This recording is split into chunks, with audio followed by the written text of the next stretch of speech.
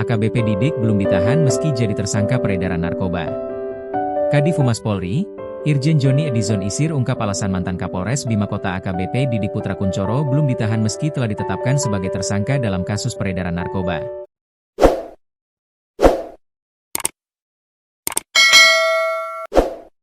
Menurutnya, saat ini AKBP Didik sedang menjalani proses penempatan khusus oleh Div Propam Polri.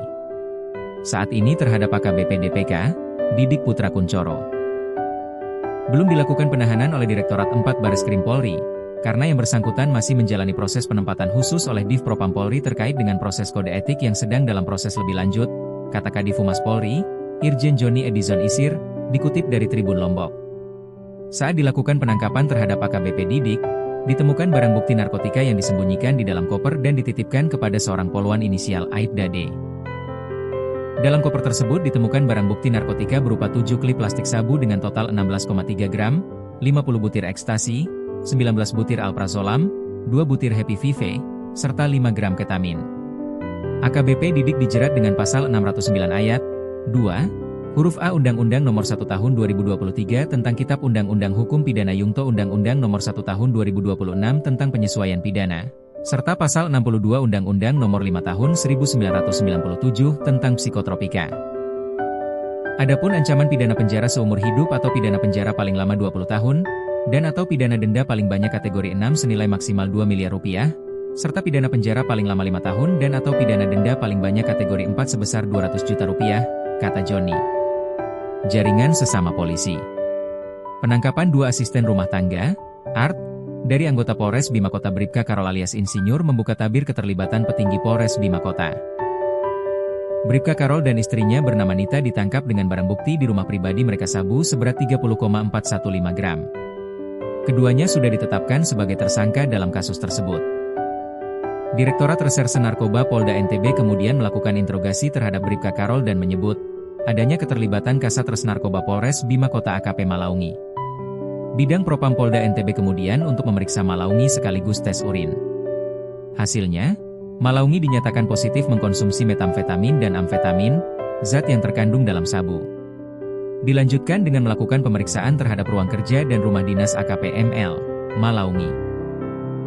Dan ditemukan barang bukti sabu dengan berat neto 488,496 gram, kata Joni. Malaungi kemudian menyebut adanya keterlibatan Didik Putra Kuncoro. Biro Paminal Div Propam Polri kemudian melakukan penggeledahan pada Rabu, 11 Februari 2026, di rumah pribadi AKBP Didik dan menemukan barang bukti narkoba berbagai jenis. Minta mobil Alphard.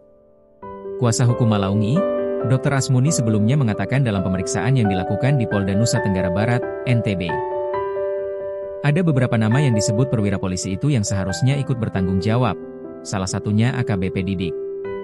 Asmuni mengatakan bahwa orang nomor 1 di jajaran Polres Bima Kota meminta kepada anak buahnya untuk membeli mobil Alphard. Ini murni melaksanakan perintah pimpinan sehingga melakukan tindak pidana tersebut, kata Asmuni, Kamis, 12 Februari 2026. Asmuni mengatakan, karena merasa bingung untuk memenuhi keinginan Kapolres Bima Kota tersebut, akhirnya Malaungi terlibat sebagai orang tempat penitipan sabu dengan imbalan 1 miliar rupiah. Adapun barang bukti sabu seberat 488 gram yang diamankan di rumah dinas Kasat Res Narkoba merupakan milik Koko Erwin, seorang bandar narkoba yang rencananya akan mengedarkan barang tersebut di wilayah Sumbawa.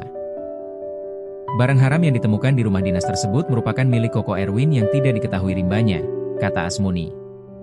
Asmuni mengatakan perkenalan antara kliennya dengan bandar sabu tersebut melalui sambungan telepon. Saat itu Koko Erwin menghubungi Malaungi karena mengetahui sepak terjang sebelumnya masih menjabat Kasat Res Narkoba Polres Sumbawa. Di tengah desakan atasan yang meminta uang untuk membeli mobil, Malaungi menerima tawaran Koko Erwin menitipkan barang haram tersebut sebelum diedarkan dengan imbalan 1 miliar rupiah. Uang dari Koko Erwin tersebut dikirim secara bertahap melalui salah satu rekening seorang perempuan. Transfer pertama dikirim dengan nominal 200 juta rupiah kemudian yang kedua 800 juta rupiah. Setelah uang tersebut dikirim semua, uang tersebut lalu dicairkan dan diberikan secara tunai kepada Didik melalui ajudannya. Uang tersebut dibungkus menggunakan kardus bir sebelum diserahkan ke Didik.